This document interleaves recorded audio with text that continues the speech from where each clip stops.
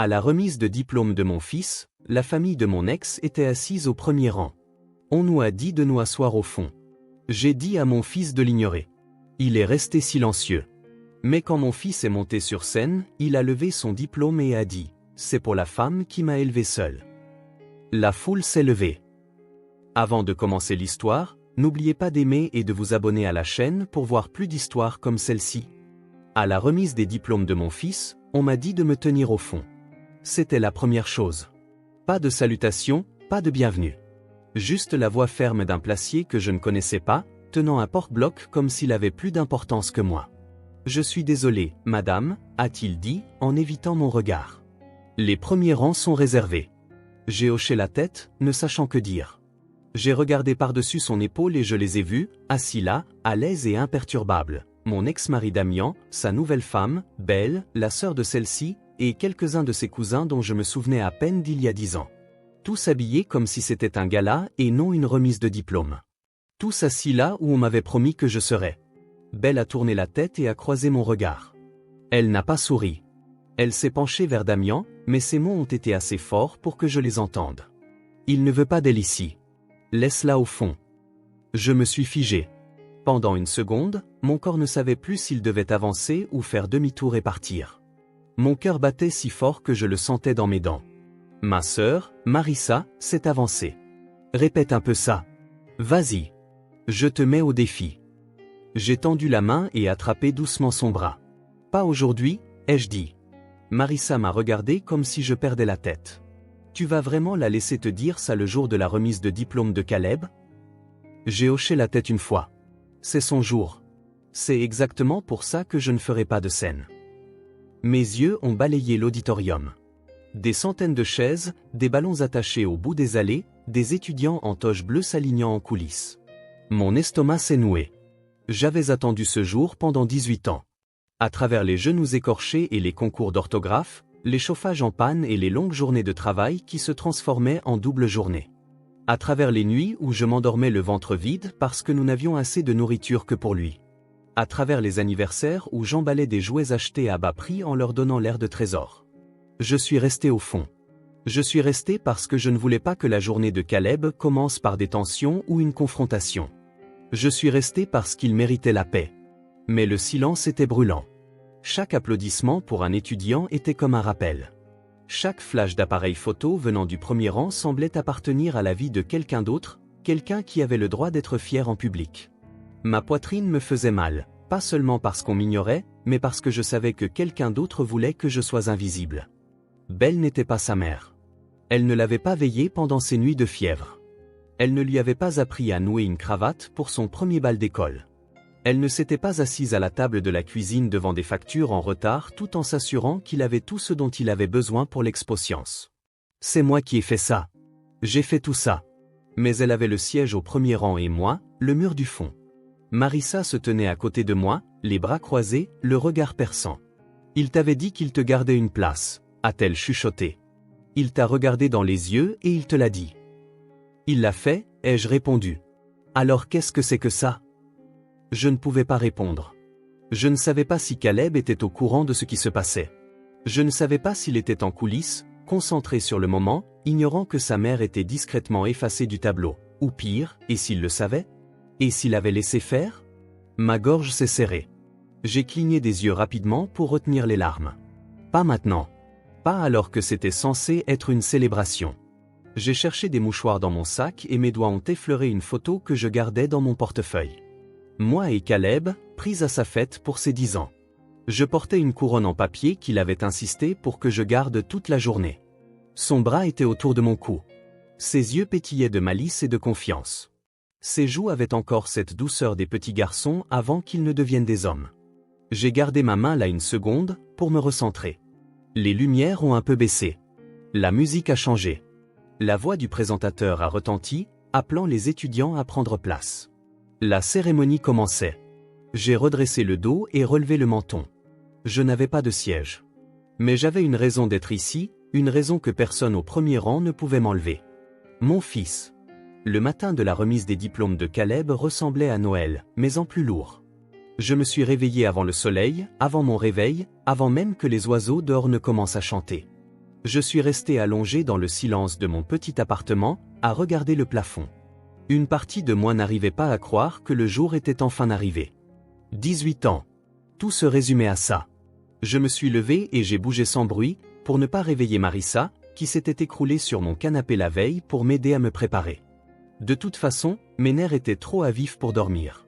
J'ai préparé du café, le bon, celui que je gardais pour les grandes occasions, et je suis resté pieds nus dans la cuisine, la tasse chaude pressée contre mes mains. La lumière de la rue filtrait à travers les stores.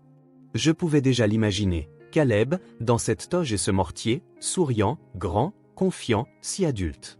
Le petit garçon qui se blottissait contre moi après des cauchemars était sur le point de traverser une scène pour entrer dans le prochain chapitre de sa vie. Et d'une manière ou d'une autre, je l'avais mené jusqu'ici. J'ai décroché l'invitation à la cérémonie du réfrigérateur et j'ai passé mes doigts sur les lettres en relief. Mademoiselle Lena Moreno est cordialement invitée à célébrer la collation des grades de Caleb James Moreno. Quand il me l'a donné, il avait l'air si fier. Il avait souri et dit, au premier rang, maman. Je leur ai déjà dit. Tu seras tout prêt. C'était tout Caleb. Toujours attentionné, toujours à essayer d'arranger les choses, même quand son monde était tiraillé dans différentes directions. Le jour où il m'a dit qu'il voulait inviter son père, j'ai ravalé ma fierté et j'ai acquiescé. Bien sûr, ai-je dit. C'est toujours ton père. Cela faisait des années que Damian était parti. Il s'était remarié, avait déménagé dans un autre état, et n'avait recommencé à appeler que récemment. Je n'ai jamais dit de mal de lui à Caleb. Je me disais que la vie lui montrerait ses propres vérités. Pourtant, quand il a dit que Damian et Belle viendraient, je ne vais pas mentir, ça m'a piqué. Mais je me suis dit que ça n'avait pas d'importance. L'important, c'était que Caleb obtienne son diplôme. Je pouvais bien supporter quelques sourires gênés. Je ne m'attendais pas à des retrouvailles chaleureuses. Je ne m'attendais certainement pas à être la bienvenue, mais je n'aurais jamais imaginé être mise à l'écart. De retour dans ma chambre, j'ai fermé la fermeture éclair de la douce robe bleue que j'avais repassée la veille. Elle n'était pas extravagante, mais elle avait l'air élégante. Marissa est entrée, tenant 2 tasses. Nerveuse, a-t-elle demandé. Je suis plutôt submergé, ai-je admis, comme si quelque chose montait. Elle m'a regardé une seconde. Ce n'est qu'une remise de diplôme, Lena. Tu l'as bien mérité. Ne les laisse pas te déstabiliser. Je ne m'inquiète pas pour eux, ai-je dit. Je veux juste que Caleb sente que je suis avec lui. Je ne veux pas être une ombre aujourd'hui. Tu ne le es jamais, a-t-elle dit. Pas pour lui. Nous sommes allés à l'école dans ma vieille Toyota. Je l'avais nettoyée la veille, même si je savais que personne d'autre que nous ne la verrait. Je ne sais pas. Il y avait quelque chose dans cette journée qui me donnait envie que tout soit parfait, même les petites choses. Marissa a mis une musique douce pendant que je regardais par la fenêtre, comptant les rues comme des battements de cœur. En arrivant sur le parking bondé, j'ai aperçu le SUV noir et élégant de Damian. Astiqué, cher, Tapax engrave l'œil. Il était déjà là. Ma poitrine s'est un peu serrée. J'ai respiré lentement. Je vais bien, ai-je murmuré. Tu n'es pas obligé, a répondu Marissa. Mais tu dois te montrer. Nous sommes sortis et l'air était chargé d'excitation. Des parents prenaient des photos, des enfants riaient, des ballons flottaient au-dessus des têtes. J'ai senti quelque chose s'agiter dans ma poitrine. De la fierté, pure et puissante. C'était notre ligne d'arrivée. Je me suis souvenu des soirs où j'étais assise à notre table de cuisine bancale, aidant Caleb à réviser pour ses examens tout en mangeant des nouilles instantanées.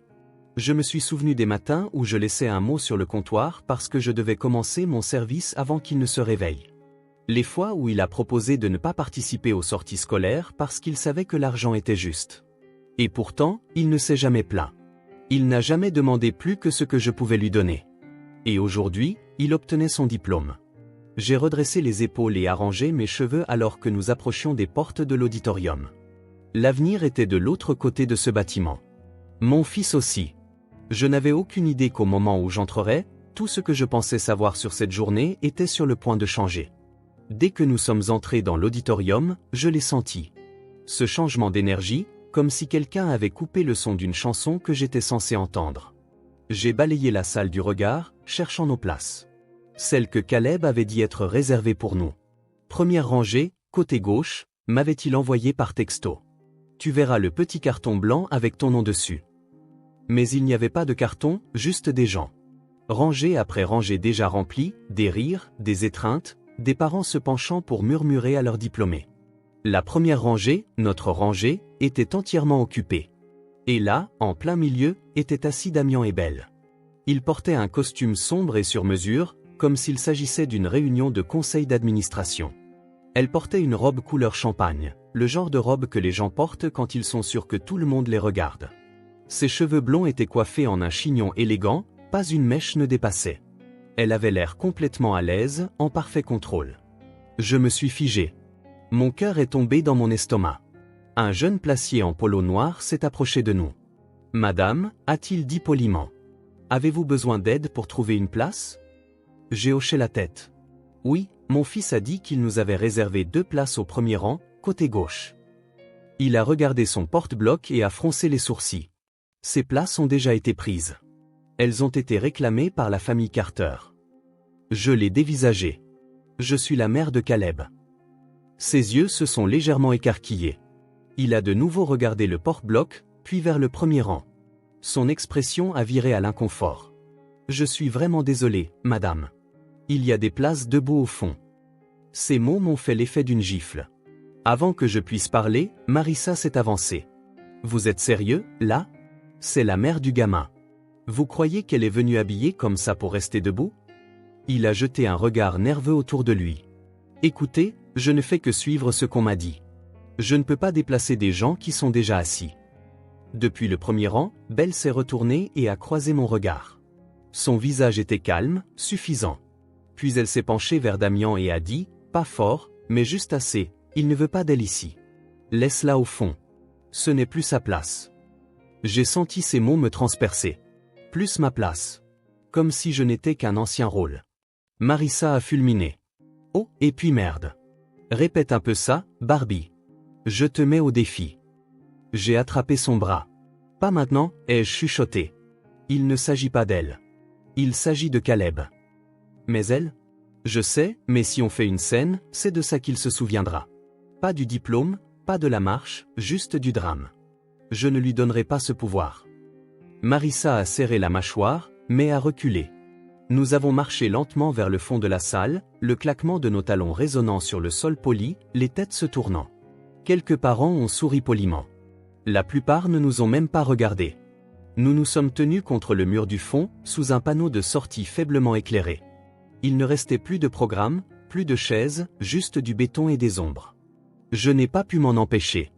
J'ai regardé vers la rangée de Caleb. Il n'était pas encore assis. Peut-être qu'il était encore en coulisses. Peut-être qu'il ne savait pas. Ou peut-être que si. C'était le pire, le doute. Le murmure dans mon esprit qui demandait, et s'il avait laissé faire ? Et s'il les avait choisis ? J'ai chassé cette pensée, mais elle est restée, comme de la fumée dans mes poumons. Marissa s'est penchée. Tu veux partir ? J'y ai pensé. J'ai pensé à faire demi-tour, à franchir cette porte, à rentrer chez moi et à prétendre que cette journée n'avait jamais eu lieu. Mais je me suis souvenu de Caleb à 12 ans, quand je ne pouvais pas me permettre de lui acheter un nouveau sac à dos pour l'école. Il avait pris son ancien, avait réparé les bretelles avec du ruban adhésif et avait dit « Il fonctionne encore, maman. Je n'en ai pas besoin d'un nouveau. » Je me suis souvenu de la nuit où il s'est assis sur mon lit après que Damian ait manqué un autre anniversaire et a murmuré « C'est toi qui es toujours là. » Non. Je ne partirai pas. J'avais été là pendant 18 ans. Je n'allais pas m'arrêter maintenant. J'ai regardé la scène. Le corps professoral se rassemblait. La cérémonie allait commencer dans quelques minutes. Du fond de la salle, je me tenais immobile, les mains jointes, la poitrine serrée. Tout autour de moi, les familles prenaient des selfies, applaudissaient, acclamaient. Mais je me tenais là, silencieuse, à regarder et à attendre. Une mère effacée du tableau. Mais pas de l'histoire de son fils. Pas encore. Je voulais partir. Alors que l'auditorium bourdonnait d'excitation autour de moi, je restais figé, les bras étroitement croisés, essayant de contenir tout ce que je ressentais. Je regardais les familles souriantes posées pour des photos, les bras autour de leurs diplômés vêtus de toges et de mortiers éclatants. Je regardais les pères rayonner de fierté et les mères pleurer silencieusement au premier rang. Je voyais ce que j'avais toujours imaginé pour moi-même, mais pas de là où j'étais. Un instant, j'ai laissé l'amertume monter. Ce n'était pas juste. J'avais élevé Caleb sans aide. Damian payait ce que les tribunaux lui disaient de payer, mais ce n'était que de l'argent. C'est moi qui me suis présenté à chaque réunion parents-professeurs, qui ai attendu dans les salles d'attente pendant les crises d'asthme de Caleb, qui ai imprimé des fiches d'exercice à la bibliothèque quand nous ne pouvions pas nous permettre des cours de soutien. C'est moi qui suis resté à ses côtés année après année pendant que son père se construisait une nouvelle vie, un nouveau mariage, une nouvelle version de la vérité. Et maintenant, j'étais là, relégué dans l'ombre de l'auditorium comme une étrangère qui n'avait pas sa place. Je me suis tourné vers Marissa. Peut-être que je devrais y aller. Elle m'a regardé, incrédule. Qu'est-ce que tu racontes? Je ne veux pas gâcher ça pour lui. Je ne veux pas qu'il se sente déchiré entre deux camps. Il a déjà assez de pression. Marissa a secoué la tête. Et toi, Léna? Tu n'es pas une simple invitée. Tu es sa mère. Si quelqu'un a le droit d'être ici, c'est bien toi. Mes mains tremblaient. Je sentais ma gorge se nouer, les larmes menaçant de nouveau. Je ne voulais pas pleurer. Pas devant ces gens. Pas devant Belle. Puis je me suis souvenu de quelque chose que Caleb m'avait dit la semaine dernière. Nous étions assis sur le canapé, entourés de boîtes d'affaires pour son dortoir qu'il avait commandé en ligne. Il a levé les yeux d'une liste et a dit « Tu sais de quoi je suis le plus fier ?» J'ai souri, pensant qu'il allait parler de sa moyenne ou de la bourse qu'il avait obtenue. Au lieu de ça, il a dit « Que tu aies fait ça toute seule. » Et que, d'une manière ou d'une autre, je n'ai jamais eu l'impression de manquer de quoi que ce soit. J'avais ri à travers mes larmes ce soir-là, mais je sentais ces mots maintenant comme une armure qui se remettait en place. « Tu as raison, ai-je dit à Marissa, ma voix plus ferme. Je reste. » Marissa a hoché la tête. « Bien, parce que de toute façon, j'allais te traîner de force ici. » Nous sommes restés silencieux un moment. Le directeur est monté sur l'estrade. L'orchestre a joué quelques mesures de l'hymne de l'école. Les noms étaient appelés, les acclamations montant et retombant comme des vagues. J'ai essayé de scruter la scène, espérant apercevoir Caleb, mais les étudiants étaient encore hors de vue, attendant, tout comme nous. Mes yeux sont retournés vers le premier rang. Damien faisait défiler quelque chose sur son téléphone. Belle se recoiffait, souriant à quelque chose que sa sœur lui murmurait. Aucun d'eux n'a regardé en arrière. Pas une seule fois. Et pourtant, je m'en fichais maintenant. Ils pouvaient avoir les sièges. Ils pouvaient avoir le spectacle. J'avais les souvenirs. J'avais les nuits blanches, les genoux écorchés, les discussions larmoyantes, les rires dans les petites cuisines, les victoires que personne d'autre n'avait vues. Ils avaient des billets au premier rang. J'avais un cœur au premier rang. C'est alors que la musique a changé. Un silence feutré s'est abattu sur la foule. Les étudiants ont commencé à entrer. Une mer de toges bleues, de pompons dorés. Le genre de moment qui vous coupe le souffle sans que vous vous en rendiez compte. Et puis je l'ai vu, Caleb. Sa démarche était calme et assurée, mais ses yeux cherchaient dans la foule. Il a regardé à gauche, puis à droite. Pendant une seconde, il a regardé directement le premier rang. Damien a levé la main pour le saluer, mais Caleb n'a pas répondu.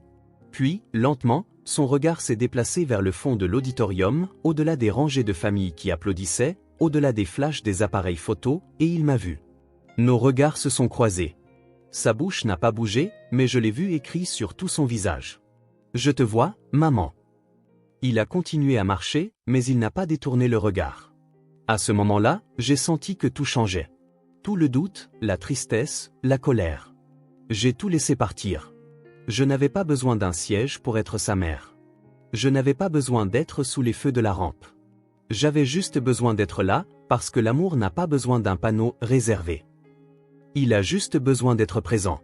Et je l'étais. On a appelé son nom, Caleb James Moreno. Les applaudissements ont commencé, polis et attendus, comme pour chaque étudiant qui l'avait précédé. Mais quelque chose en moi a basculé quand je l'ai entendu. Pas seulement parce que c'était le nom de mon fils, mais à cause de la fermeté de la voix du présentateur, comme si elle portait un poids. Caleb s'est avancé. Il a traversé la scène avec cette même présence calme qu'il a toujours eue.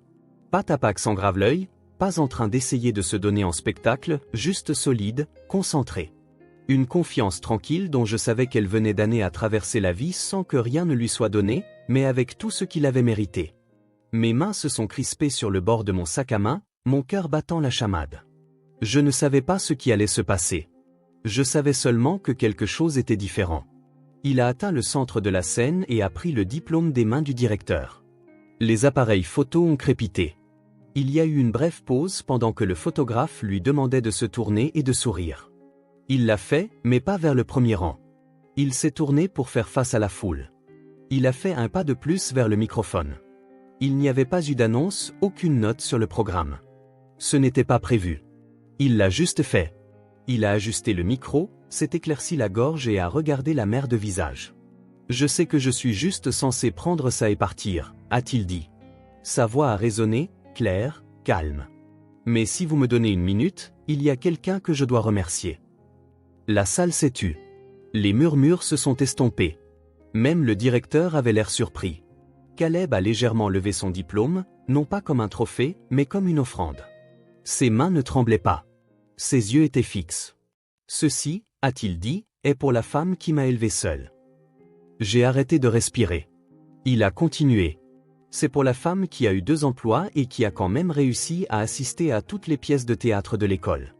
Pour la femme qui a sauté des repas pour que je puisse manger, qui est restée éveillée tard pour m'aider à étudier, même quand ses yeux étaient injectés de sang après son service. C'est pour la femme qui a vécu des anniversaires où mon père ne s'est jamais montré et qui a quand même réussi à me faire sentir que le monde ne m'avait pas laissé tomber. » Les gens ont commencé à se tourner. Les têtes se sont tournées vers le fond de l'auditorium. Caleb n'a pas rompu le contact visuel. Il n'a pas regardé le premier rang, pas une seule fois. « Elle est debout au fond de cette salle en ce moment, » a-t-il dit, parce que quelqu'un lui a dit qu'elle n'avait pas sa place devant. Mais laissez-moi être clair. Il n'y a personne qui mérite plus d'être ici que ma mère, Lena Moreno. Les applaudissements n'ont pas commencé tout de suite. C'était comme si toute la salle devait absorber ce qui venait de se passer. Puis ils sont venus. D'abord de quelques rangées près du milieu, puis des côtés, puis de l'avant. Un par un, les gens ont commencé à se lever, applaudissant, certains même acclamant. J'ai entendu une femme murmurer derrière moi. « C'est ça, le véritable amour. » Marissa m'a attrapé le bras. « Il a fait ça pour toi. » Je ne pouvais pas parler. Ma bouche tremblait, et tout ce que je pouvais faire était d'hocher la tête, les larmes coulant sur mon visage plus vite que je ne pouvais les arrêter. Belle était assise, figée. J'ai vu sa mâchoire se contracter, sa posture se raidir. Damian regardait droit devant lui, le visage impassible, les mains sur ses genoux. Mais rien de tout cela n'avait d'importance, car mon fils s'était tenu sur cette scène et avait dit la vérité. Il avait tout vu, chaque sacrifice, chaque effort invisible. Et en un instant, il l'avait rendu visible à tous les autres. Caleb est descendu de la scène. Il n'est pas allé vers son père. Il a marché jusqu'au fond de l'auditorium, droit vers moi. À travers la mer de gens qui le regardaient maintenant comme s'il était la seule personne dans la pièce, il s'est arrêté devant moi, son diplôme toujours à la main, et a dit « Il est autant à toi qu'à moi. » Je l'ai serré dans mes bras, et pendant une seconde, ce n'était plus que nous deux, comme ça l'avait toujours été. Pas caché, pas effacé, vu. À ce moment-là, je me fichais de l'endroit où j'avais été assise. Je me fichais de ce qu'il pensait. Je me fichais même de qui regardait, car mon fils s'était levé pour moi, et toute la salle s'était levée avec lui. L'auditorium s'est vidé lentement, mais je suis resté au fond, tenant toujours le diplôme de Caleb dans mes mains. Je n'arrivais pas encore à me décider à partir. J'avais l'impression que si je bougeais trop vite, le moment pourrait disparaître, comme un rêve dont je ne voulais pas me réveiller.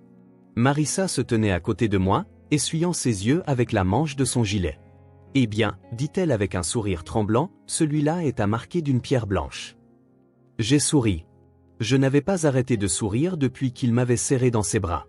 Caleb était maintenant à l'avant, discutant avec des amis, serrant la main de ses professeurs. Sa toge pendait nonchalamment d'une épaule, et le pompon de son mortier était tombé devant ses yeux. Il avait l'air si adulte, si sûr de lui, mais toujours le mien. Belle et Damian se tenaient près de la scène, à quelques mètres l'un de l'autre. Elle lui a dit quelque chose. Il n'a pas répondu. Il avait les bras croisés, l'expression tendue. Ils ne sont pas venus. Ils n'ont pas félicité Caleb devant moi. Ils n'ont même pas dit au revoir. Et c'était très bien ainsi, car ce jour, ce moment, n'avait plus rien à voir avec eux. Quand Caleb a fini de parler avec ses amis, il est revenu vers moi, tenant toujours son mortier. Son sourire était doux, fatigué, mais fier. « Salut », a-t-il dit. « Salut », ai-je répondu, sentant le poids de tout ce que je voulais dire, mais sans en avoir besoin. Il a baissé les yeux sur le diplôme dans mes mains. « Tu l'as gardé ?»« Bien sûr que oui. »« Ça va ?» J'ai hoché la tête. « Je vais plus que bien. » Nous sommes sortis dans la lumière déclinante du soleil. Le ciel était strié de rose tendre et d'orange. C'était cette heure magique. Calme, dorée, pleine de ce genre de paix qui s'installe après une tempête. Nous sommes arrivés à ma voiture et j'ai ouvert le coffre pour qu'il puisse ranger sa toge. Il a marqué une pause, puis s'est tourné vers moi. Je n'avais pas prévu de dire quoi que ce soit là-haut, a-t-il dit. Ça ne me semblait juste pas correct de partir sans te remercier. Ma gorge s'est serrée. Tu ne me devais rien. Si, a-t-il dit. Je te dois tout. Je n'ai pas essayé de répondre. J'ai juste tendu la main et pris la sienne. Elle était plus grande maintenant, plus forte que dans mon souvenir. Mais c'était toujours la même main qui cherchait la mienne dans les parkings et les cinémas. Et quand le monde semblait trop grand. Tu sais, ai-je dit, quand tu étais petit et que tu avais peur, que tu étais malade ou juste triste, je te disais toujours que je serais à tes côtés quoi qu'il arrive, même si personne d'autre ne l'était. Je me souviens, a-t-il dit. Eh bien, aujourd'hui, c'est toi qui t'es levé pour moi. Il a souri à nouveau, plus doucement cette fois. Tu as été là pour moi toute ma vie. Il était temps que je te rende l'appareil. À cet instant, j'ai senti quelque chose changer en moi. Ce n'était pas seulement de la fierté. C'était de la paix. La paix de ne plus avoir à me battre pour prouver ma place dans sa vie. Il l'avait revendiqué pour moi, publiquement, avec audace. Le reste de la soirée s'est déroulé lentement, de la meilleure des manières. Nous avons pris des pizzas, sommes retournés à notre appartement et avons mangé dans des assiettes en carton à la table de la cuisine où je l'aidais autrefois avec ses dictées. Il ne voulait pas faire la fête. Il ne voulait pas sortir. Il voulait juste être à la maison avec moi et Marissa. Il est resté dormir cette nuit-là, s'est endormi sur le canapé avec la télévision encore allumée et son mortier posé sur la table basse à côté d'une canette de racinette vide. Je suis resté dans l'embrasure de la porte et je l'ai regardé un moment, me souvenant d'une centaine de nuits comme celle-ci quand il était petit. Sauf que maintenant, c'était un homme. Un homme qui n'avait pas laissé le monde réécrire la vérité sur qui l'avait élevé. Le lendemain matin, alors qu'il préparait ses affaires pour se rendre à une petite réunion avec ses amis, il m'a embrassé sur la joue et a dit « Tu as fait de moi ce que je suis, maman. Ne laisse jamais personne te dire le contraire. » Et je ne le ferai pas. Parce que j'ai appris quelque chose ce jour-là. L'amour n'a pas besoin d'une place au premier rang. Il ne demande pas d'applaudissements ou de reconnaissance. Il se présente simplement, chaque jour, discrètement, régulièrement, à bras ouverts et sans condition. Et parfois, quand le monde s'y attend le moins, cet amour reçoit l'ovation qu'il mérite. Ce jour-là a changé quelque chose en moi. Non pas parce que j'ai été vu par une foule, mais parce que j'ai enfin été vu par la seule personne qui comptait le plus. Si vous vous êtes déjà senti ignoré, non invité, ou si on vous a fait sentir que vous n'aviez pas votre place, souvenez-vous de ceci. L'amour n'a pas besoin de permission pour compter, et la vérité trouve toujours son chemin vers la lumière. Merci d'avoir écouté mon histoire. Si elle vous a touché d'une manière ou d'une autre, j'espère que vous aimerez cette vidéo, que vous la partagerez avec quelqu'un qui a besoin de l'entendre, et que vous laisserez un commentaire. J'aimerais savoir quelle partie vous a le plus marqué. Et si vous croyez aux histoires qui honorent l'amour vrai, la force vraie et les gens vrais, abonnez-vous à la chaîne. Il y a tellement plus que je veux partager avec vous. D'ici la prochaine fois, prenez soin de votre cœur et défendez les personnes qui vous ont toujours soutenu.